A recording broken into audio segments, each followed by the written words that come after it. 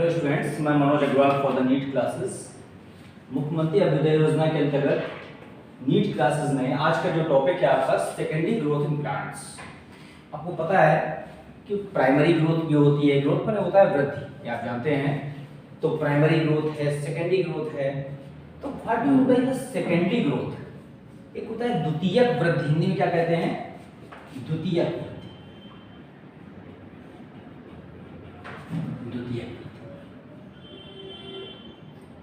तो what is secondary growth? Commonly growth तो सभी ने सुना है नाम। इस सेकेंडरी ग्रोथ क्या है आपको पता है? जो मेरिस्टेम होता है, विभज्योतक, मेरिस्टेमेटिक टिश्यू, तो प्लांट्स में जब हम देखते हैं तो 3 टाइप्स का होता है। सबसे पहले तो आपको टिश्यू तक पता ही है, the group of cells which perform a definite function. तो निश्चित कोशिकाओं का ऐसा समूह जो एक परफेक्ट या पर्टिकुलर फंक्शन के लिए रिस्पॉन्सिबल होता है, that is called the tissue. Tissue का जो अध्ययन करते हैं वो हिस्टोलॉजी में करते हैं। जो टिश्यू वर्ड है सबसे पहले किसने दिया था? बिकार्ट ने दिया था। और टिश्यू जो है टेक्सचर से बना हुआ है। टेक्सचर में होता है टू वीव, वीव माने बुनना, जिससे स्वेटर बुना जाता है। तो इसमें हम बहुत डिटेल में नहीं जा रहे हैं, आपको पढ़ा हुआ है टिश्यू। हम अभी आपको बताना चाह रहे हैं इस सेकेंडरी ग्रोथ क्या होती है वृद्धि।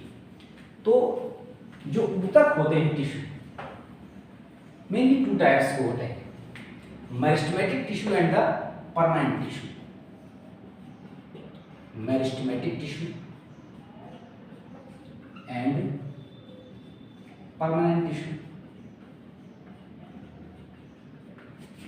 क्या डिफरेंस है दोनों में? The group of cells which have the power of division throughout life, ऐसी कोशिकाओं का समूह जिसमें लगातार पावर ऑफ डिवीजन में विभाजन की क्षमता होती है, that is called the meristematic tissue। और इसे मेरिस्टेम भी कहते हैं। जो मेरिस्टेमेटिक टिश्यू है इसमें विभाजन की क्षमता होने के कारण लगातार ग्रोथ के लिए रिस्पॉन्सिबल है। अब एक ग्रोथ होती है यहाँ पर कि हाइट में ग्रोथ हो रही है, तो ऊंचाई में या लंबाई में अगर ग्रोथ हो रही है यहां पर, तो 3 टाइप के मेरिस्टेम हैं।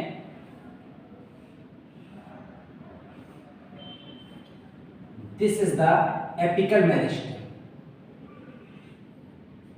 एपिकल मेरिस्टेम इज रिस्पॉन्सिबल माने शीर्षस्थ विभज्योतक। आपको पता है एपिकल माने क्या होता है? शीर्षस्थ होता है, शीर्षस्थ विभज्योतक। This type of meristem is responsible for the increase in length, लंबाई में वृद्धि के लिए रिस्पॉन्सिबल है। एपिकल पार्ट पर हो रहे हैं तो दोनों पे है, एपिकल टिप में तो शूट टिप पे भी हो सकता है और रूट टिप पर। तो रूट टिप नीचे होगी तो रूट की भी लेंथ बढ़ेगी लगातार एपिकल डिवीजन से या एपिकल मेरिस्टेम के डिवीजन से, और शूट की भी बढ़ेगी। Now the second meristem is the intercalary meristem. Intercalary जो होता है अंतर्विष्ट विभज्योतक, कहां पाया जाता है? Beneath the node as well as the branches, शाखाओं के साइड में पाया जाता है। इसके कारण से यहाँ पर जो नोड की क्या होती है, लंबाई बढ़ जाती है। And the third is the special type of meristem. This is the meristem called the lateral meristem. Lateral meristem is responsible for power of division as well as increase in breadth. जो girth बढ़ती है, गर्थ माने मोटाई बढ़ती है plant की, that is due to the division of the या due to the activity of the lateral meristem. पार्श्व विभज्योतक के लगातार विभाजन से प्लांट की गर्थ में क्या बढ़ती है? मोटाई बढ़ती है। तो सेकेंडरी ग्रोथ का मतलब है किसमें बढ़ना? थिकनेस में बढ़ना या मोटाई में बढ़ना। और जो एपिकल मेरिस्टेम है उसके कारण से क्या बढ़ रही है? लेंथ बढ़ रही है। तो सेकेंडरी ग्रोथ का मतलब क्या हुआ कि लगातार लेटरल मेरिस्टेम माने पार्श्व विभज्योतक के विभाजन से पौधे के भागों का मोटाई में बढ़ना। वो रूट भी इंक्रीज कर सकती है, शूट भी इंक्रीज कर सकती है, लेकिन अगर उनकी मोटाई कंटिन्यू बढ़ रही है तो this is called the secondary growth. तो जो सेकेंडरी ग्रोथ हो रही है हमारी, वो 2 स्टेप में हम स्टडी कर सकते हैं। किसके कारण से? सबसे पहले सेकेंडरी ग्रोथ स्टडी करने के पहले हमको पता होना चाहिए कि हम रूट में भी स्टडी कर सकते हैं, स्टेम में भी कर सकते हैं, but secondary growth is only found into the dicots, केवल द्विबीजपत्री में पाई जाती है।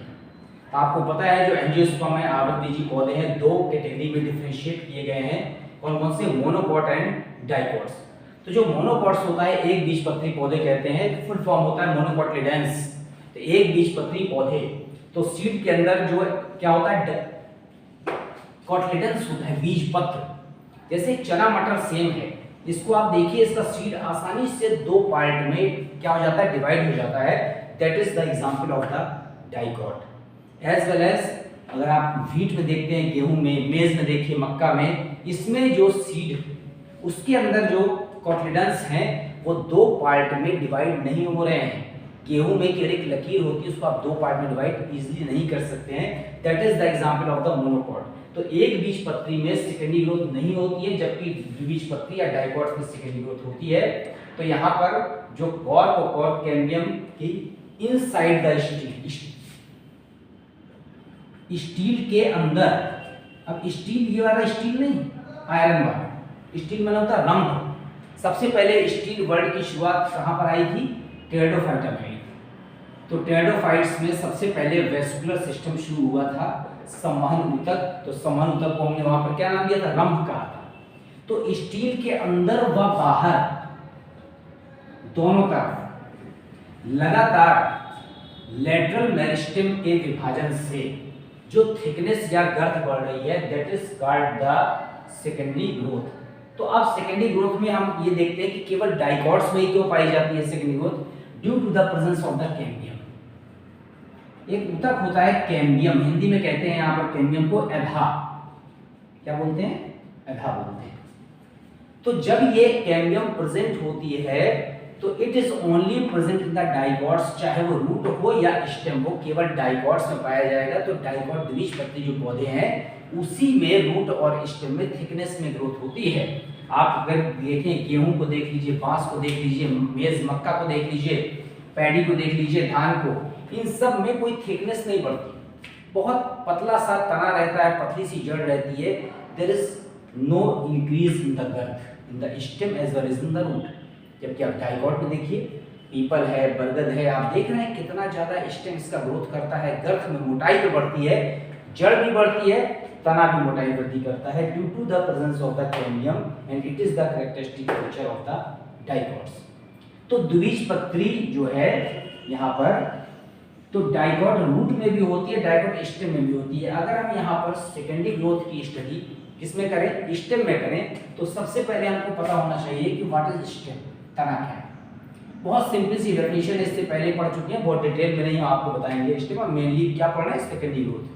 तो स्टेम क्या है, the part of the plant that arises from the shoot, कहां से डेवलप हुआ है, शूट से डेवलप हुआ है, and contains the node and internode. क्या होता है इसमें, नोड एंड इंटरनोड होता है। अगर नोड और इंटरनोड पाया जा रहा है, इसका मतलब क्या है, ये स्टेम है। किसी किसी में डिस्टिंक्ट होता है, क्लियर होता है, किसी किसी पौधे में क्लियर नहीं दिखता। जैसे आपको बांस में क्लियर नोड और इंटरनोड दिखाई देते हैं, ठीक है, बम्बू में। इसके अलावा किसमें दिखाई देते हैं, गन्ना जो आप खाते हैं ना, क्लियर नोड इंटरनोड दिखाई देते हैं, गुलाब में दिखाई देते हैं। लेकिन बहुत सारे ऐसे प्लांट हैं जिसमें आपको नोड इंटरनोड क्लियर नहीं देते, लेकिन होते हैं। स्टेम पार्ट में हमेशा नोड इंटरनोड होता है, ठीक है। इसके अलावा स्टेम की एक और डेफिनेशन है या एक और पहचान है, आइडेंटिफिकेशन, कि they are the positively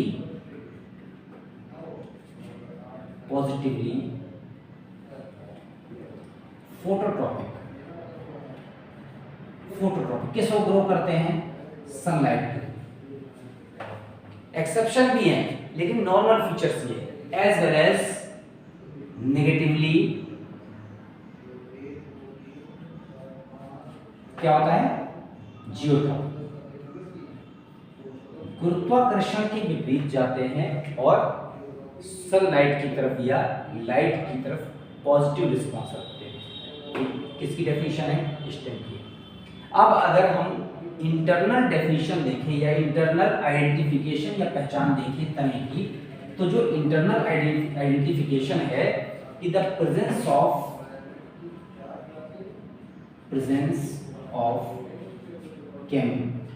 epidermis with cuticle.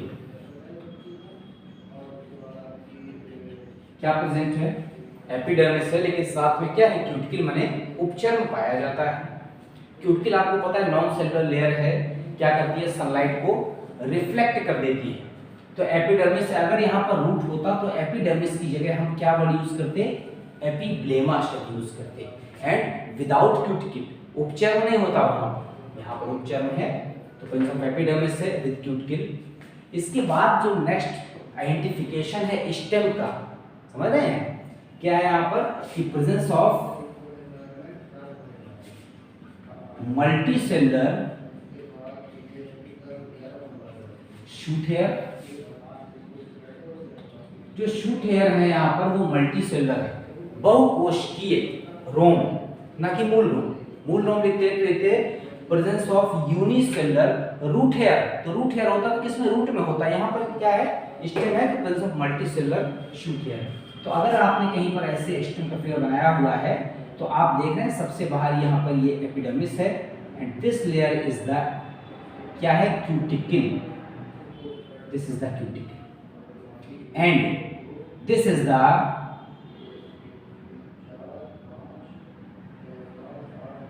Multicellular shoot hair. क्या बने हुए? मल्टीसेलुलर शूट हेयर बने हुए। Now the next identification of the stem is the vascular bundle. These are the vascular bundle. जो समानुतक हैं वेस्कुलर बंडल, कंजॉइंट।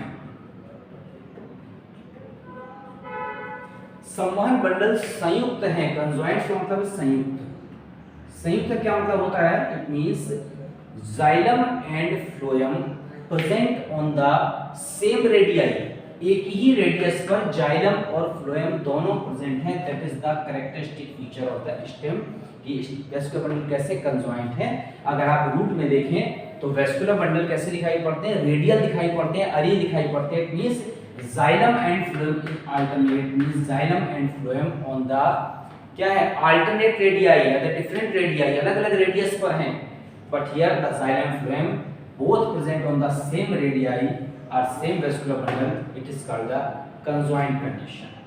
ये है।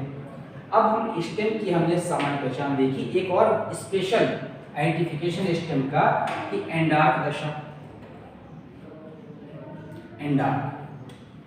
एंडार्क को हिंदी में कहते हैं अंतः आदि दारुक। दारुक शब्द जाइलम के लिए यूज होता है, तो जो हमने एंडार्क वर्ड यहाँ पर यूज किया है इसका मतलब ये किसके लिए है? जाइलम के लिए। तो क्या है जाइलम के लिए एंडार्क दशा है? Means xylem is differentiated into two parts, the protoxylem as well as metaxylem. तो जो जाइलम में वेसल्स होती हैं, जाइलम में मुख्य रूप से 4 पार्ट होते हैं। आपको पता है ट्रैकिड्स होते हैं जिन्हें वाहिकाएं कहते हैं, वेसल्स होते हैं जिन्हें वाहिकाएं कहते हैं, फिर जाइलम क्या होता है? पैरेन्काइमा होता है, ठीक है, और फिर क्या होता है यहाँ पर? द्रवचक्र। तो आप देखिए जाइलम में जो वेसल्स हैं, वाहिकाएं, that is the characteristic feature of the angiosperm. आवर्त बीजी का विशिष्ट लक्षण है कि जाइलम में वेसल्स पाई जाती हैं। अब जो वाहिकाएं हैं, जो स्मॉल वेसल्स होती हैं, that is called the protoxylem, and the adult and large vessels are called the metaxylem. तो जो एंडार्क दशा क्या होता है? प्रोटोजाइलम टुवर्ड्स सेंटर, प्रोटोजाइलम अंदर की ओर जा रहा है। एंडार्क माने अंतः अंदर, and metaxylem towards periphery. Protoxylem केंद्र की ओर जा रहा है और मेटाजाइलम किस ओर जा रहा है? परिधि की ओर जा रहा है। This is the characteristic feature of the stem, which is called the endark condition, as well as it is also called the centrifugal xylem. इस दशा को एक और नाम देते हैं, क्या कहते हैं? Centrifugal xylem.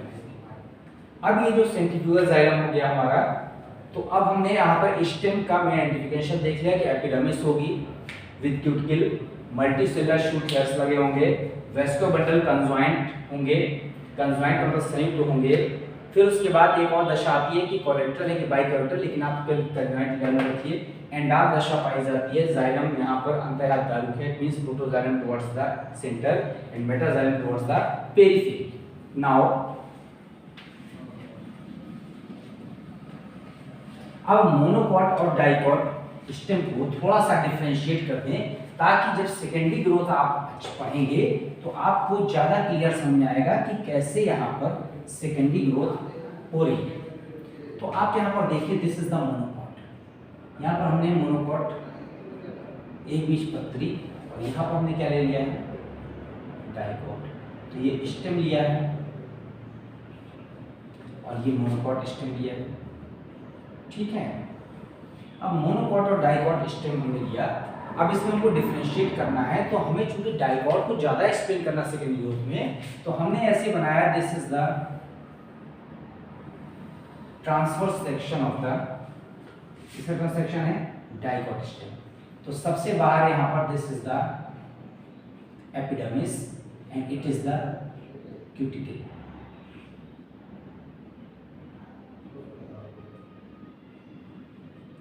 This is the multicellular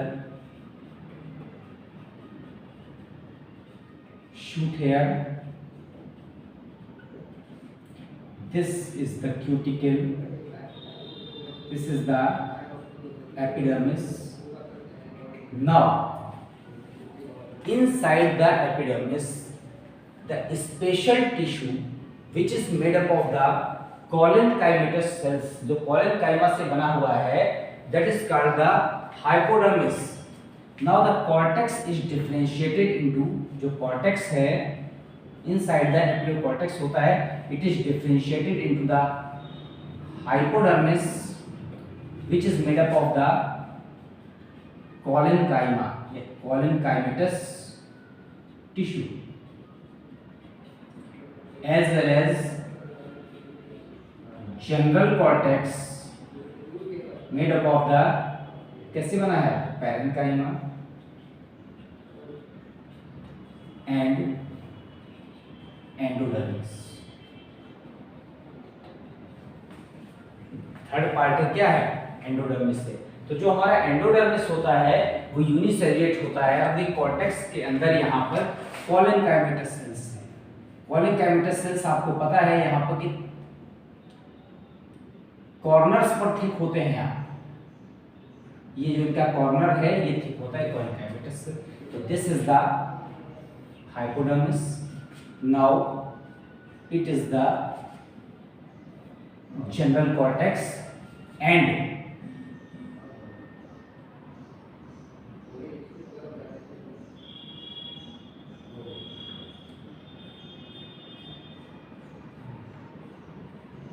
this is the uniseriate layer. It is called the endodermis. तो आपने देखा मल्टीसेलुलर शूट हेयर है, क्यूटिकल है, एपिडर्मिस है, फिर हाइपोडर्मिस है, फिर इसके बाद जनरल कॉर्टेक्स है ये, और फिर उसके बाद क्या है, एंडोडर्मिस है। Inside the endodermis a layer is present pericycle. तो जो पेरिसाइकिल है हिंदी में कहते हैं परिरंभ। इट मींस स्टील पार्ट को, रंभ पार्ट को चारों ओर से जो घेरने वाली लेयर है, that is called the pericycle. तो पेरिसाइकिल की एक विशेषता है कि यहाँ पर ये पैरेन्काइमा और कोलेनकाइमा के अल्टरनेट पार्ट से बनी हुई है। ये पैरेन्काइमा और फिर उसके बाद स्क्लेरेन्काइमा, फिर इसके बाद parenchyma. Now the next sclerenchyma. So this layer is called the pericycle. Alternate parenchymas, parenchymatous tissue and sclerenchymatous tissue.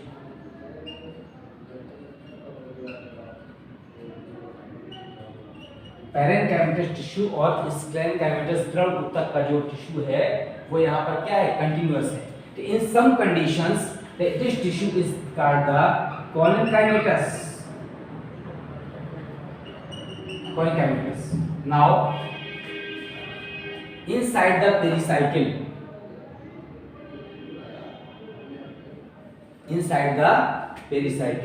the vascular bundles are present, and vascular bundles are less than 6 and arranged into the कैसा circle, एक घेरे में व्यवस्थित होते हैं। तो ये जो वेस्कुलर बंडल हैं,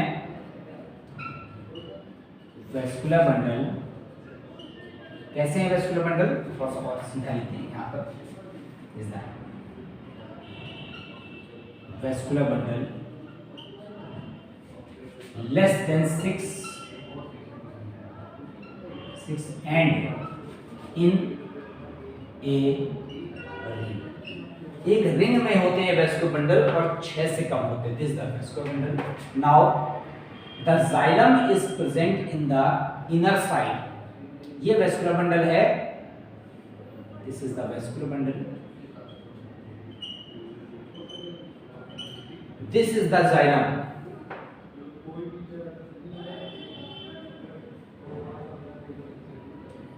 ये वेस्कुलर बंडल है आपका, ये this is the xylem and this tissue is the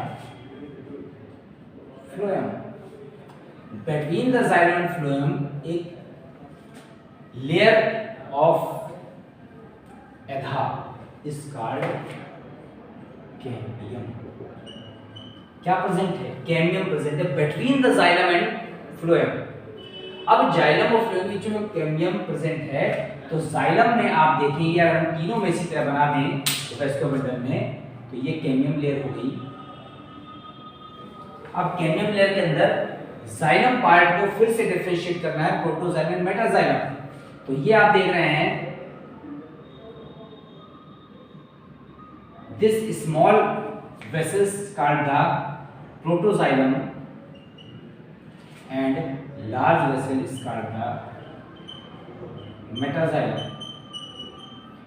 तो प्रोटोजाइलम किस तरफ जा रहा है? सेंटर की तरफ जा रहा है, और मेटाजाइलम किस तरफ जा रहा है? टुवर्ड्स द फ्लोएम, यानी पेरिफेरल कंडीशन में जा रहा है यहाँ पर। So it is called the, यहाँ पर क्या कहेंगे इसको? एंडार्क दशा। और ये जो वेस्कुलर बंडल है, due to the presence of the cambium, the vascular bundle is open. हमारा जो वेस्कुलर बंडल है वो कैसा हो गया? ओपन हो गया। ठीक है, अभी हम किसको पढ़ रहे हैं? डाइकोट के फीचर्स पढ़ रहे हैं। अब ओपन का मतलब है कैम्बियम इज प्रेजेंट। अब बीच में सेंटर पर ये पैरेन्काइमेटल टिश्यू होता है जिसका अर्थ पिथ। अब अगर हम किसमें आते हैं? मोनोकॉट में आते हैं। Monocot stem. अब मोनोकॉट में क्या होगा? यहाँ पर ये सारे फंक्शन होंगे। मल्टीसेलुलर श्रृंखला में भी पॉसिबल कि प्रेजेंट है ना प्रेजेंट है। This is between the beneath the epidermis, cortex is not differentiated into the hypodermis, central cortex and endodermis। cortex केवल cortex के फॉर्म में रह जाएगा। वेस्कुलर बंडल क्या होंगे? Vascular bundle more than 6 and scattered, क्या होंगे? बिखरे हुए होंगे। ठीक है, कैम्बियम नहीं होगी यहाँ पर, कैम्बियम नहीं है, तो आपका जो वेस्कुलर बंडल है वो कैसा होगा? क्लोज्ड होगा। वेस्कुलर बंडल हमारा कैसा है? क्लोज्ड। और ये जो जाइलम वेसल्स हैं, जाइलम वाहिकाएं हैं, ये किस क्रम में लगी हैं? ये रेडियल अरेंजमेंट है। तो radial arrangement of xylem vessels. जो जाइलम की वाहिकाएं हैं वो रेडियल अरीय क्रम में लगी हुई है, रेखीय क्रम में लगी हैं। इसमें जो जाइलम वेसल्स होंगी, xylem vessels Y shape, Y के आकार की। हम एक छोटा सा फिगर यहाँ पर बना रहे हैं उसको आपको दिखाने के लिए कि मोनोकॉट में हमने ऐसे बनाया, और जो वेस्कुलर बंडल है वो बिखरे हुए हैं। ठीक है, तो अंदर की तरफ है तो बड़े वेस्कुलर बंडल होंगे, और यहाँ पर जो वेस्कुलर बंडल होगा वो वेज शेप होगा, vascular bundle veg shape in the dicot. अब यहाँ पर जो वेस्कुलर बंडल है थोड़ा और क्लियर जगह फिगर बनाएं, तो यहाँ पर छोटे वेस्कुलर बंडल होंगे, और जैसे आप सेंटर की तरफ आते जाएंगे तो वेस्कुलर बंडल का साइज क्या हो जाएगा, बड़ा हो जाएगा। यहाँ पर वेस्कुलर बंडल जो है आपके उसमें जाइलम होगा नहीं, जाइलम नहीं होगा तो अंदर की तरफ ये सॉरी कैम्बियम नहीं होगी, जाइलम फ्लेम तो होगा कैम्बियम नहीं होगी। और एक और विशेषता है इसमें कि यहाँ पर जो भी आपका जाइलम के अंदर, सपोज करिए कि आपने ये वेस्कुलर बंडल बनाया, अब वेस्कुलर बंडल में अंदर की तरफ जाइलम तो कैम्बियम तो है नहीं, तो ये जो जाइलम वाहिकाएं हैं ये ऐसी दिखाई देंगी वाई शेप। जैसे दो आंख और एक नाक या मुंह मान लीजिए ऐसा होता है, इस प्रकार का वेस्कुलर बंडल के अंदर जाइलम वेसल वाई शेप दिखाई देगी, और यहाँ पर लाइसोजिनस कैविटी लगी होगी टुवर्ड्स द जाइलम। तो अब हमको सेकेंडरी ग्रोथ, अभी हमने स्टेम पढ़ लिया, स्टेम में मोनोकॉट डाइकॉट में डिफरेंशिएट कर दिया। अब डिफरेंशिएशन के बाद हमको ये पता होना चाहिए कि सेकेंडरी ग्रोथ कैसे होती है। हम आपको क्या पढ़ाएंगे, सेकेंडरी ग्रोथ। हम मेन टॉपिक पर आते हैं, सेकेंडरी ग्रोथ में इरेज कर दे रहे हैं।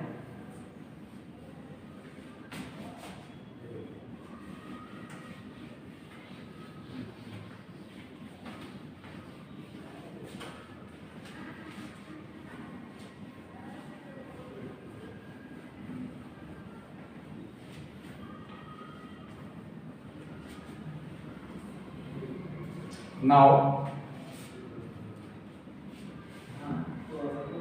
secondary growth in dicot stem किसमें पढ़ना है आपको, द्विबीजपत्री तने सेकेंडरी में पढ़ना है। तो सेकेंड डाइकोट स्टेम क्या आपको पता है, पीपल बरगद चना सब क्या है, डाइकोट है। हमें देखना है सेकेंडरी ग्रोथ किस किस स्टेप में हम इसकी स्टडी कर सकते हैं। तो जो हम यहाँ पर सेकेंडरी ग्रोथ की स्टडी करेंगे, तो एक तो पढ़ेंगे by stelar cambium rays, formation of, दो स्टेप में स्टडी करेंगे। पहला स्टेप है formation of secondary tissue, formation of secondary tissue by stelar activity. जो स्टील है, रंभ है, अब अगर हम देखें कि रंभ के अंदर किस तरह से यहाँ पर क्या हो रहा है, एक्टिविटी हो रही है, तो स्टीलर एक्टिविटी या स्टीलर कैम्बियल रिंग एक्टिविटी लिख सकते हैं, स्टीलर कैम्बियल रिंग एक्टिविटी। और जो दूसरा पार्ट है जो हम स्टडी कर सकते हैं कि इसमें जो formation of secondary growth, formation of secondary tissue by किसके द्वारा, कॉर्क कैम्बियम। एक कैम्बियम तो वेस्कुलर बंडल के अंदर है, स्टीलर कैम्बियल रिंग, और दूसरा क्या है, कॉर्क कैम्बियम है। तो पहले हम स्टडी करते हैं कि स्टीलर कैम्बियम रिंग की एक्टिविटी से कैसे सेकेंडरी ग्रोथ हो रही है। ठीक है, फर्स्ट स्टेप को स्टडी करते हैं। नाउ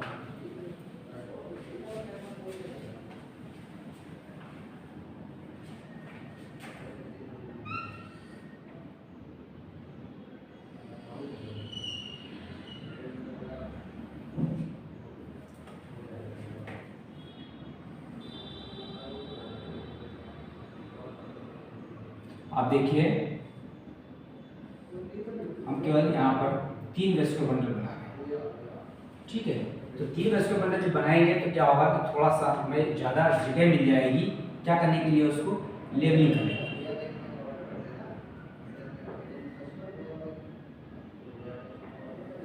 अब ये जो वेस्कुलर बंडल है हमारा, इस वेस्कुलर बंडल में ये कैम्बियम रिंग है, तो कैम्बियम मैं यहाँ पर रेड कलर से बना रहा हूँ ताकि आपको ब्लैक में अलग दिखाई दे। Now this is the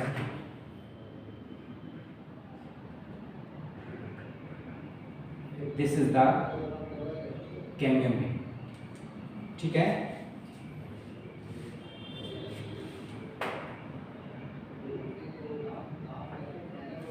this cambium is called the, कौन सा है यहाँ पर, इंट्रा वेस्कुलर कैम्बियम, ठीक है। Here the phloem is present and this is the xylem. Xylem कहाँ होता है, सेल के भीतर होता है। Now this cambium ring is the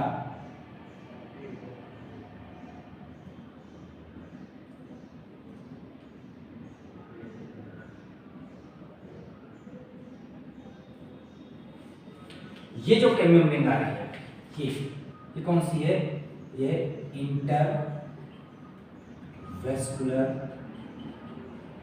cambium. इसका एक और नाम है, it is also called the intra fascicular cambium and this is also called the interfascicular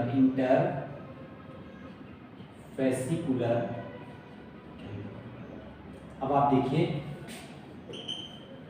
जो कैम्बियम रिंग है inside the vascular bundle intrafascicular and between the vascular bundle it's called the interfascicular.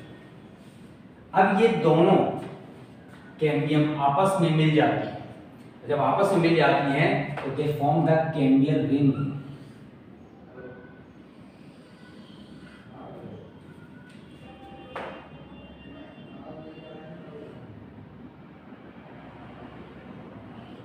This is the complete cambium ring.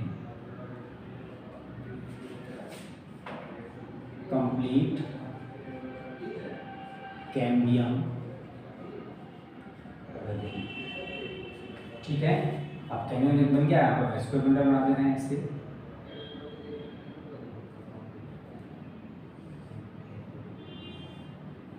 यानी यहाँ पर vascular bundle बना दिया।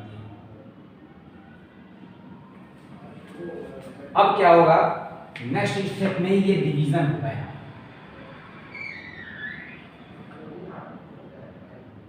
कैसे division होता है,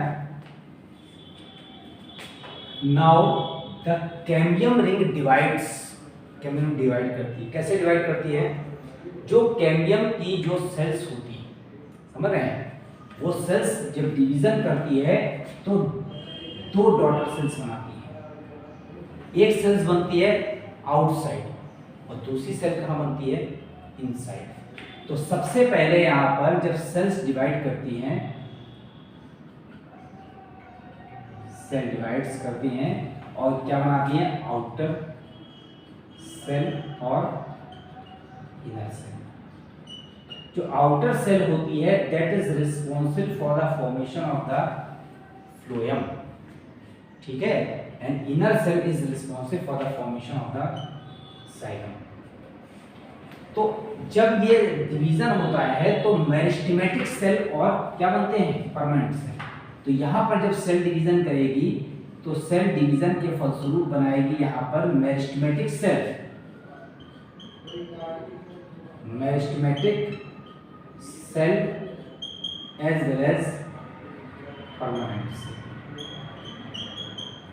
अब जो स्थायी ऊतक है, स्थायी ऊतक अगर बाहर की तरफ बन रहा है, समझ रहे हैं, कहाँ बन रहा है, अगर बाहर की तरफ पेरिफेरी, तो ये बनाएगा फ्लोएम, और अगर ये अंदर की तरफ बन रहा है, इनसाइड बन रहा है, तो क्या बनाएगा, जाइलम। ये आपको ध्यान रखना। अब ये कैम्बियम रिंग डिवाइड करेगी और पहले से जो टिश्यू है इस लेयर के ठीक नीचे, this is called the primary xylem and this is called the primary phloem।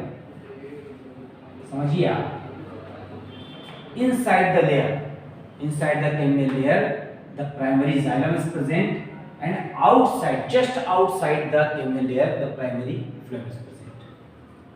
अब ये वाली जो सेल्स थी ये पहुंच गई कहां पर, परिधि पर। अब ये यहां पहुंच गई ऐसे, और ये कहां पहुंच गई। अब क्या होगा, पहले प्राइमरी थी, Now due to the division of the cambium ring, it divides to make the secondary phloem. Secondary phloem just outside and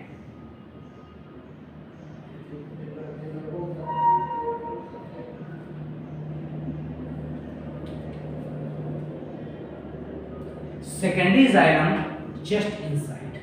This is the secondary xylem. पहले कैम्बियम लेयर के बाहर क्या था? पूरा फ्लोएम था, तो उसको प्राइमरी ही कह दिया, और अंदर क्या था? पूरा जाइलम था, तो प्राइमरी कह दिया। जैसे ही ये सेल डिवाइड करेगी, लेयर डिवाइड करेगी, it make just outside the secondary phloem and just inside the secondary xylem. तो अब आप देखिए, जो प्राइमरी टिश्यू कहाँ चले गए? अपोजिट पोल पर चले गए। प्राइमरी फ्लोएम बिल्कुल कॉर्नर पर, प्राइमरी जाइलम बिल्कुल कॉर्नर पर, और क्या बन गया? सेकेंडरी टिश्यू बन गया just inside secondary xylem and just outside the secondary phloem. Now the amount of secondary xylem is much more in comparison to the इसका secondary phloem. इसकी मात्रा बहुत ज्यादा बनती है secondary xylem की, किसकी तुलना में? secondary phloem की तुलना में। तो लगातार कैम्बियम रिंग को कहाँ शिफ्ट करेगा? पेरीफेरी। तो लगातार कैम्बियम रिंग हमारी पेरीफेरी पर जाती जाएगी।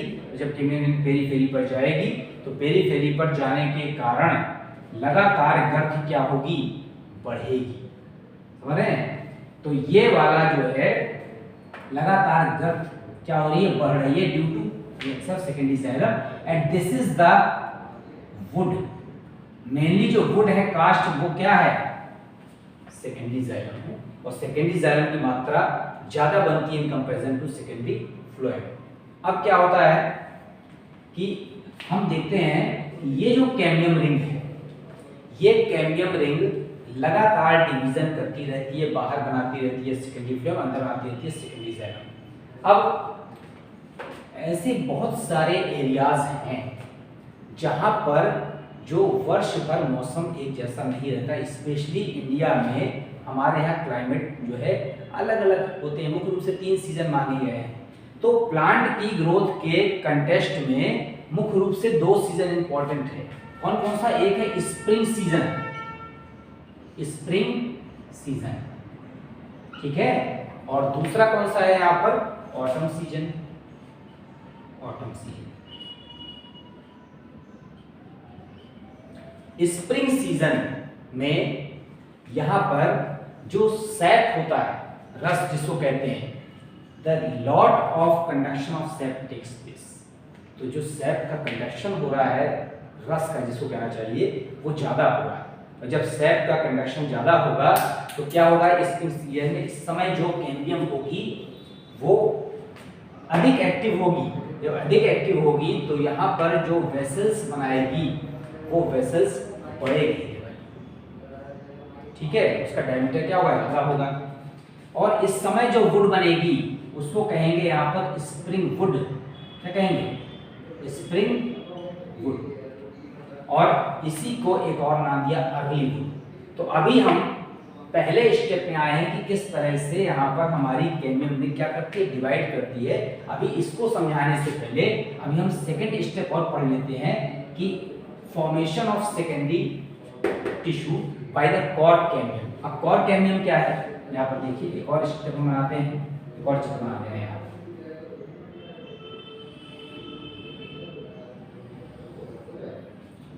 यहाँ पर सबसे बाहर जो एपिडर्मिस होती है, वहां पर एक लेयर मेरिस्टेमेटिक हो जाती है। समझ रहे हैं क्या होती है meristematic? And the cell regularly divides. It is called the phalogen. क्या कहते हैं इसको?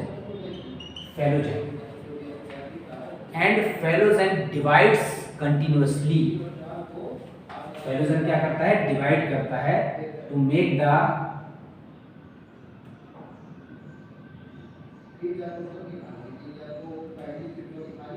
phylum. Phylum is dead cells to make the phylum towards outside. तो जब फेलोजेन माने कॉर्ड कैम्बियम डिवाइड करता है तो ये जो फेलम होता है इसको कहाँ बना देता है? ये फेलम को बनाता है बाहर की तरफ, और जो फेलम को बाहर की तरफ बना रहा है, तो आप देख रहे हैं कि ये फेलोडर्म किस तरफ बनाएगा, यहाँ पर अंदर की तरफ बनाएगा। तो अंदर की तरफ जो सेल्स बना रहा है, and it makes this type of tissue is called the phelloderm. ये कॉर्टेक्स सेल्स होती है, ठीक है। तो ये अंदर की तरफ बन रहा है फेलोडर्म इनर साइड, और आउटसाइड की तरफ क्या बन रहा है, phellem. And phellogen is also called the cork cambium. तो ये कॉर्क कैम्बियम लगातार डिवीजन करके बाहर की तरफ फेलम, अंदर की तरफ क्या बना, phelloderm. And all these tissue are collectively called the periderm.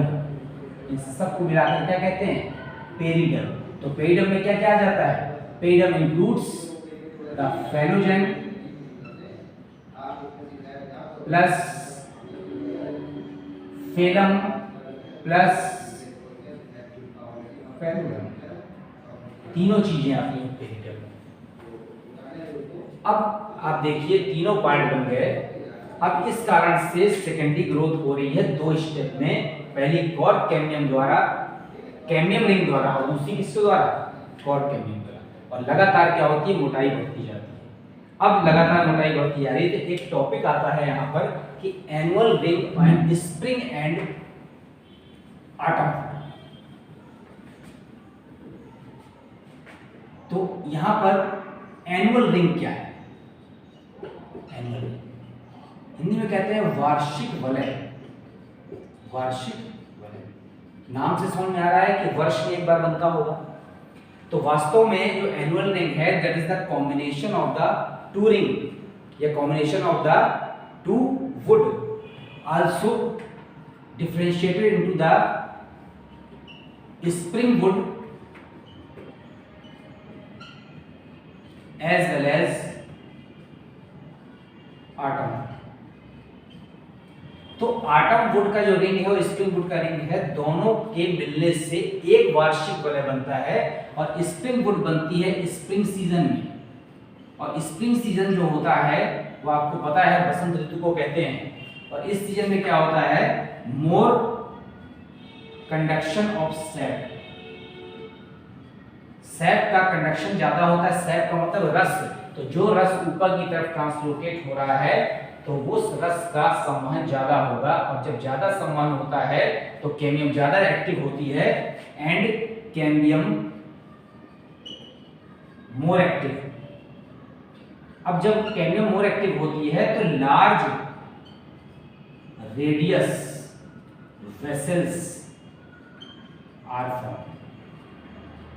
तो जो वेसल्स बनती हैं उसका रेडियस बड़ा होता है, और उसको स्प्रिंग वुड कहते हैं, उससे बनता है। और spring would is also called the early would. अब इसके बाद ऑटम सीजन आता है। तो ऑटम वुड जो बन रहा है किससे बन रहा है, ऑटम सीजन। ऑटम सीजन किसको कहते हैं, शरद ऋतु को कहते हैं। शरद ऋतु में क्या होता है यहाँ पर कि जो हमारा कंडक्शन ऑफ सैप है वो लो हो जाता है, low conduction of sap, low conduction of sap. जब सैप का कंडक्शन लो हो जाएगा तो जो कैम्बियम होगी वो कैम्बियम लेस एक्टिव हो जाएगी। जब कैम्बियम लेस एक्टिव हो जाएगी हमारी, तो क्या होगा कि जो हमारी वेसल्स थी तो less radius vessels are form. तो जो वेसल्स बनेंगी उसका रेडियस कम होगा, ठीक है। और इससे जो वुड बनेगी वो ऑटम वुड होगी, और ऑटम वुड का एक और नाम है, इसको लेट वुड भी कहते हैं। तो दोनों एक साल में दो सीजन में अलग अलग लेयर बन रही हैं, and both layer collectively called the one annual ring. दोनों मिलकर एक एनुअल रिंग बनाते हैं, and by the counting of the annual ring we can determine the age of the plants approximately, and the branch in which we study by counting the annual rings to know the age of the plant is called the dendrochronology. dendrochronology। तो dendrochronology क्या है, ये branch है, branch of किसकी, botany. branch of botany to know the age of plants। खास तौर से कौन से प्लांट, वुडी प्लांट्स, काष्ठीय पौधों में, bye counting the annual rings, bye counting annual rings. तो एनुअल रिंग्स को गिन करके पौधे की एज बताना, क्योंकि एनुअल रिंग एक बनता है, एनुअल रिंग में दो अलग अलग क्या होती हैं, दो लेयर से मिलने से बनता है, स्प्रिंग वुड और ऑटम वुड में, उसको एनुअल रिंग कहते हैं। अब एक और टॉपिक आता है इसमें एनुअल रिंग में कि जिन कंट्रीज में या जिस एरियाज में स्पष्ट क्लियर सीजन पाए जाते हैं कि स्प्रिंग सीजन अलग है और ऑटम सीजन में बिल्कुल क्लाइमेट चेंज हो जाता है, उन कंट्रीज में या उन एरियाज में ही एनुअल रिंग्स क्लियर दिखाई देते हैं। तो हमारे देश में एनुअल रिंग्स क्लियर दिखाई देते हैं क्योंकि अलग अलग सीजन होता है, स्प्रिंग सीजन और ऑटम सीजन। लेकिन एट द सी कोस्ट, अगर आप समुद्र तटीय क्षेत्रों में चले जाएं एट द सी कोस्ट में, तो वहां पर annual rings are not distinct. तो एनुअल रिंग्स क्लियर नहीं दिखाई देते हैं प्लांट्स में, rings can not distinct, clearly visible. अब क्लियरली विजिबल इसलिए नहीं होते हैं because most of the time वहां पर सी कोस्ट में एक जैसा टेम्परेचर रहता है ड्यू टू यूनिफॉर्म क्लाइमेट। तो ऐसी जगहों पर आपको एनुअल रिंग्स क्लियर दिखाई नहीं देंगे। अब हम यहाँ पर अभी एनुअल रिंग्स पढ़ रहे थे, अब हम पढ़ते हैं porous wood and non porous wood. छोटे छोटे शॉर्ट नोट हैं सेकेंडरी ग्रोथ में, वो पूछे जाते हैं कि what is porous and non porous wood. Porous wood and non porous wood. तो जो पोरस वुड होती है, आपको नाम से समझ में आ रहा है, पोरस माने छिद्रयुक्त, कि जो ऐसी वुड है जिस वुड में यहाँ पर क्या है, पोर्स है। पोर्स माने क्या होता है, छेद। तो जिन वुड में यहाँ पर पोर्स माने वेसल्स पाई जाती हैं, वो पोरस वुड कहलाते हैं। And it is the characteristic feature of the angiosperm. तो आवृत बीजी में क्लियरली आपको पोर्स दिखाई देते हैं जाइलम वेसल्स में, इसीलिए पोरस वुड कहते हैं। हिंदी में कहते हैं यहाँ पर छिद्रयुक्त काष्ठ। और जो नॉन पोरस वुड होती है, it is the characteristic feature of the gymnosperm. जो अनावृत बीजी होते हैं उसमें नॉन पोरस वुड, क्योंकि उसमें जाइलम वेसल्स नहीं पाई जाती। यही स्पेसिफिक फीचर है एंजियोस्पर्म में कि it is the characteristic features क्या होता है, प्रेजेंस ऑफ द वेसल्स। और अगर वेसल्स प्रेजेंट नहीं है तो वो क्या कहलाएगी, नॉन पोरस वुड कहलाएगी। और नॉन पोरस जिम्नोस्पर्म का कैरेक्टरिस्टिक फीचर है। तो porous and non porous wood हो गया। एक और शॉर्ट नोट इसमें आता है heart wood and sap wood. बहुत इंपॉर्टेंट शॉर्ट नोट है, heart wood and sap. Hindi में कहते हैं यहाँ पर अंतःकाष्ठ। आपको नाम से समझ में आ रहा है, हर्ट का मतलब है सेंटर पर अंदर की तरफ होगा, एवं रस काष्ठ। रस काष्ठ। आप किसी डाइवॉट स्टेम को देखते हैं, कटा हुआ तना, जैसे आपको आरा मशीन में कहीं पड़ा हुआ दिखता है, तो आप इजीली एनुअल रिंग भी गिन सकते हैं। ऐसा कटा हुआ तना पड़ा रहता है तो आप ऐसे से गिन सकते हैं। दीज आर द जनरल, क्या हो जाएगा यहाँ पर, सिंबल हैं कि आप ये कि जो प्लांट है जिसका तना कटा हुआ पड़ा हुआ लगभग कितने ईयर्स ओल्ड होगा। तो अंतःकाष्ठ और रसकाष्ठ क्या होगा, जब भी आपने कोई कटा हुआ तना देखा होगा, आरा मशीन पर पड़ा होगा, तो जो सेंटर पार्ट होता है वो डार्क कलर का होता है। ये आज जैसे यहाँ पर ये पार्ट है, तो जो सेंटर पार्ट होगा ये डार्क कलर का। This is called the heartwood due to presence of the, क्या क्या होता है इसमें, गम होता है, रेजिन होता है, और इसके अलावा जितने भी तरह के secretory substance as well as waste product होते हैं वो सब यहाँ पर इकट्ठा होते हैं। तो टाइलोसिस है, गम है, और आपका स्टार्च हो सकता है, रेजिन हो सकता है। ये सारे सब्सटेंस होने के कारण और मेनली ऑयल होने के कारण the central part becomes dark coloured, and due to this it is used for the furniture. क्यों? क्योंकि इसमें ऑयल होता है। नेचुरली क्या होता है यहाँ पर, एंटीबायोटिक है ये, सॉरी एंटीसेप्टिक है, कोई भी जम्स इस पे नहीं लगेगा, कोई भी यहाँ पर इन्फेक्शन नहीं होगा, क्योंकि ये पूरी तरह से ऑयल में डूबी हुई, गम में और टाइलोसिस से भरी हुई लकड़ी है, जिसका फर्नीचर कभी खराब नहीं होगा, नेचुरल पॉलिश होगी। So it is also used for the decorated furniture. जितने भी अच्छे फर्नीचर बनते हैं वो डार्क कलर के होते हैं, विदाउट पॉलिश के लिए आपको ब्राउन ब्लैक दिखाई देते हैं, नेचुरल शाइनिंग होती है, तो वो हार्डवुड से बनते हैं।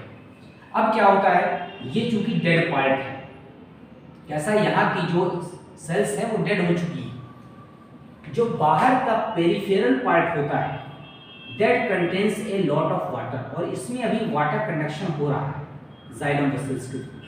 तो वाटर कंडक्शन होने के कारण ये जो पार्ट होता है ये मॉइस्ट होता है, और इसमें वाटर की प्रेजेंस ज़्यादा होती है, और अगर लकड़ी को ठीक से सुखाया नहीं गया तो इसमें वाटर कंटेंट काफ़ी रह जाता है, और उसका फर्नीचर जल्दी में बना देने के कारण एक तो ये फर्नीचर क्या होता है, टिकाऊ नहीं होता, नॉट ड्यूरेबल। तो जब टिकाऊ नहीं होगा तो ये जो सैप वुड का बना हुआ फर्नीचर है इसमें बहुत जल्दी कीड़े लग जाते हैं, दीमक लग जाती है, और चूंकि ये गीली लकड़ी होती है इसलिए जैसे ही तखत में पटेले लगाते हैं, कुछ बनाते हैं, तो सूखने पर बीच में जो गैप आ जाता है due to the sap wood. तो यहाँ पर ये बहुत ज़्यादा फर्नीचर के लिए उपयोगी नहीं है, तो जलाऊ लकड़ी होती है, और जो सेंट्रल पार्ट होता है हार्डवुड वो क्या कहलाता है, एल्बर्नम कहलाता है, वो बहुत उपयोगी होता है फर्नीचर के लिए। अब हम इसके बाद आते हैं, एक और स्पेशल टॉपिक है ring porous wood and diffuse porous wood. Ring porous wood and diffuse porous would.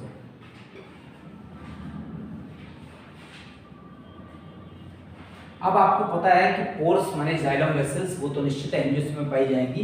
कुछ प्लांट्स में जो जाइलम वेसल्स होती हैं वो एक रिंग में होती है, जो रिंग में होती है that is called the ring porous wood, और अगर ये जाइलम वेसल्स स्कैटर्ड होती हैं that is called the diffuse porous wood. तो रिंग पोरस और डिफ्यूज पोरस वुड केवल पोर्स जो जाइलम वेसल्स में होते हैं उसके एक पर्टिकुलर अरेंजमेंट में या डिफ्यूज होने के कारण ही अलग अलग वुड का नाम दिया गया है। एक बहुत इंपॉर्टेंट शॉर्ट नोट आता है tylosis.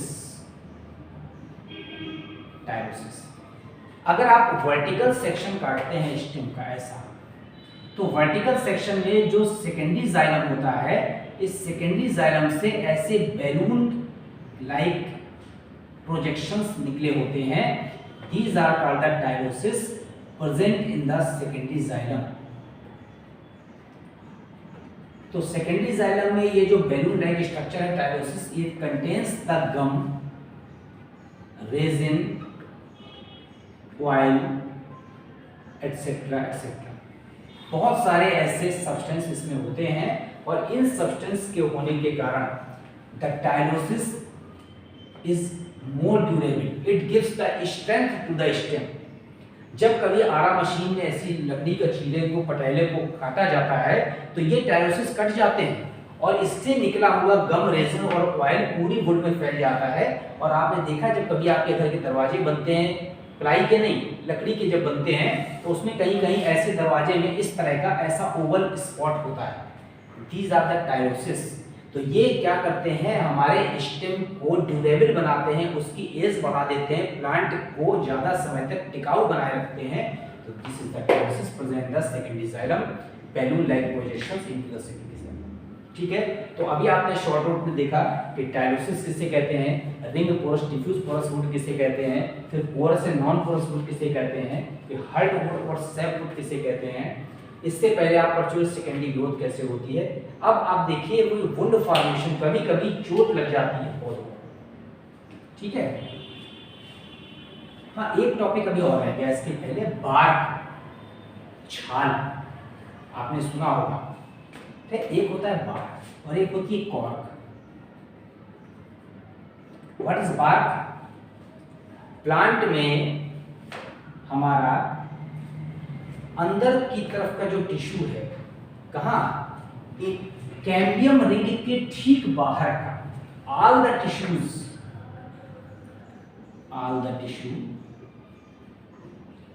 Outside the cambium ring,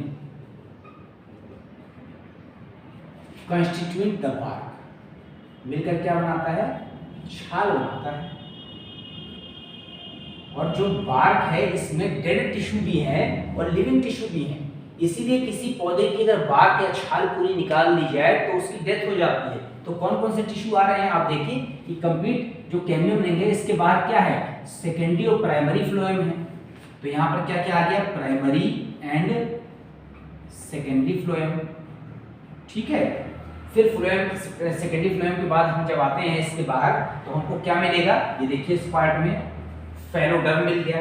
तो हम अलग अलग ना लिख के सीधे सीधे पेरीडर्म लिख दें, क्योंकि पेरीडर्म में तीनों पार्ट आ जाता है, फेलोजेन भी, फेलम भी और फेलोडर्म भी। अब पेरीडर्म आ गया, इसके बाद हम क्या ले लेंगे, यहाँ पर क्या आ जाता है, एपिडर्मिस आ जाती है, ठीक है।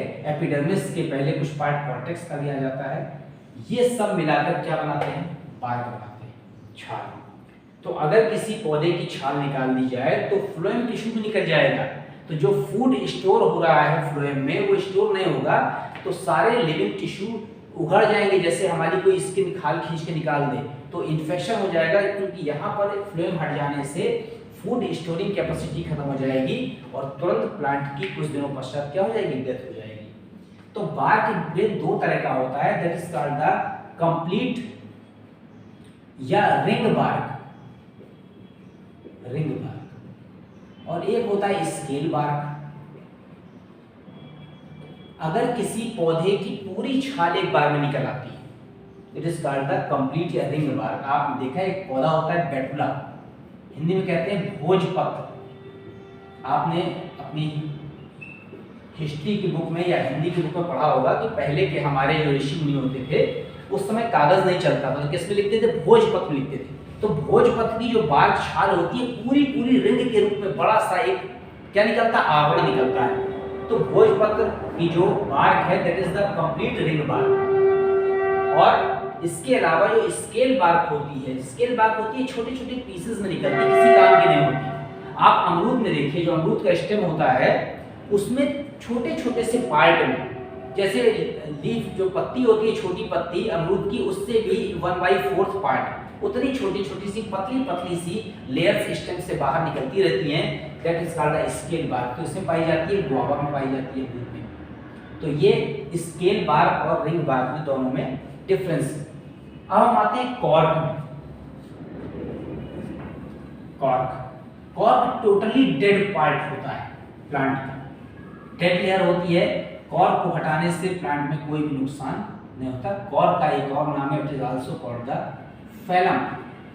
ये आप देख रहे हैं, when the cork cambium is phyllodes and divides, in outer side the phylum means cork is formed। तो phylum बन रहा है आउटर साइड में, इसकी दूसरा नाम है यहाँ पर कॉर्क।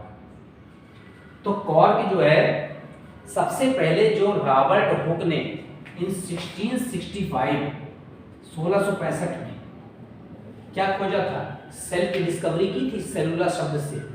तो उस समय एक्चुअली उन्होंने सेल नहीं देखा था, क्या देखी थी, यहाँ पर सेल वॉल देखी थी। तो जो कॉर्क था उसमें कॉर्क में उन्होंने सेल वॉल देखी थी और उसी को उन्होंने क्या नाम दिया था, सेल दिया था। तो 1665 में रॉबर्ट हुक ने कॉर्क में ही सेल की डिस्कवरी की थी। और ये टोटली डेड पार्ट होता है, डेड पार्ट। और इससे पहले कॉर्क की बॉल चलती थी, क्रिकेट में यूज होती थी। अब कॉर्क की जगह उसको लेदर का यूज होने लगा है, अलग तरह के सिंथेटिक मटेरियल्स आ गए हैं। तो ये कॉर्क पौधे का डेड पार्ट है। अभी भी आयुर्वेदिक और होम्योपैथी की मेडिसिन में जो कांच की बोतल होती है उसके ऊपर कॉर्क का ढक्कन लगाया जाता था पहले, अब तो उसकी जगह सब जो है एल्युमिनियम और लोहे ले लिया है। तो ये जो कॉर्क है it is impermeable to water. क्या बेनिफिट है इसका, इम्परमिएबल टू वाटर, पानी के लिए अपारगम्य होती है। इसीलिए 20 साल तक पानी में पड़े रहने के बाद भी इसमें कोई भी लॉस नहीं होता, due to presence of the suberin. एक सब्सटेंस इसमें पाया जाता है सुब्रिन, उसके कारण से ये वाटर के लिए इम्परमिएबल होती है और इसीलिए लॉन्ग लाइफ होती है और बहुत ज़्यादा इकोनॉमिक इम्पोर्टेंस की होती है प्लांट्स में। अब हमने यहाँ पर आपको कॉर्क पढ़ा दिया, इसके अलावा बार्क पढ़ा दिया। अब बार्क के बाद आते हैं यहाँ पर कि अगर कभी वुंड हीलिंग होती है, चोट लग जाती है यहाँ पर वुंड हीलिंग, तो वो कैसे होती है? अगर कभी पौधे में चोट लगती है, पौधे के किसी पार्ट में, तो आपको पता है जैसे ह्यूमन बीइंग्स में, एनिमल्स में चोट लगती है तो हमको दर्द होता है, तो प्लांट्स में भी पेन सेल्स होती हैं, यहाँ कम एक्टिव होती है ह्यूमन बीइंग्स की कंपैरिजन में, लेकिन वो भी क्या करते हैं, रिपेयर करते हैं, अपनी चोट को ठीक करने का प्रयास करते हैं।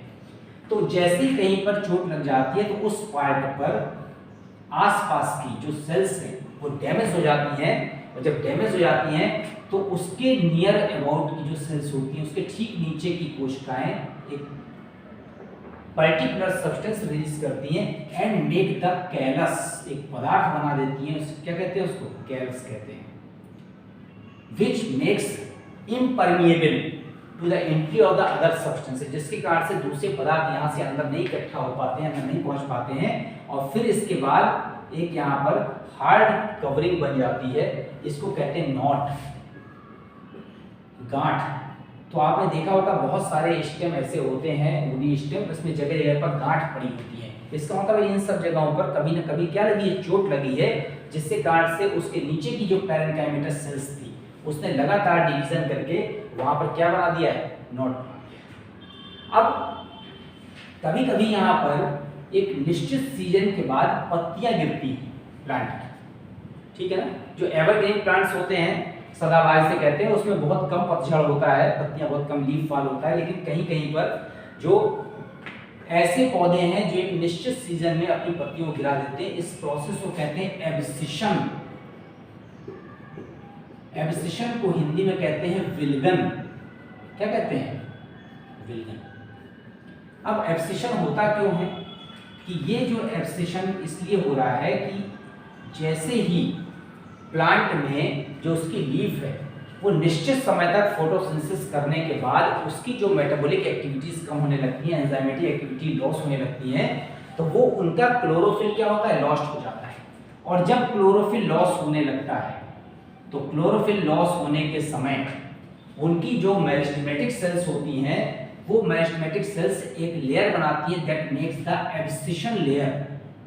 क्या बना देती है, एब्सिशन लेयर बनाती है। तो ऐसी जो सेल्स हैं उन सेल्स में जो मिडिल लैमेला होता है, मिडिल लैमेला, तो सबसे पहले तो क्लोरोफिल लॉस हो जाता है ऐसी पत्तियों में, chlorophyll loss in such leaves.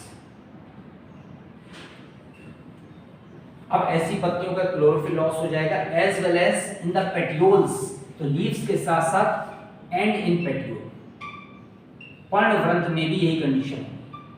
और क्या होगा, and middle lamella, middle lamella में जो कैल्शियम पैक्टिनेट है वो ज्यादा मात्रा में इकट्ठा हो जाएगा। तो जब कैल्शियम पैक्टिनेट ज्यादा मात्रा में जाएगा तो मिडिल लैमेला क्या कर जाएगी, स्वेल कर जाएगी, फूल जाएगी। अब मिडिल लैमेला के स्वेल करने के कारण यहां पर एक क्या बन जाएगी, एब्सिशन लेयर बन गई। This is called the abscission layer. और ये जो एब्सिशन लेयर बन रही है इसके कारण से ये हमारा जो पर्टिकुलर पार्ट है ये यहाँ से क्या हो रहा है, डैमेज हो रहा है, तो एब्सिशन लेयर ये बन रही है। इसके कारण से जैसे ही कभी आंधी चलती है, तेज हवा चलती है, तो ये वाला ये अपने को इधर से पार्ट को छोड़ देता है और ये लीफ टूट कर क्या हो जाती है, गिर जाती है, जिसे पतझड़ कहते हैं। तो due to the formation of the abscission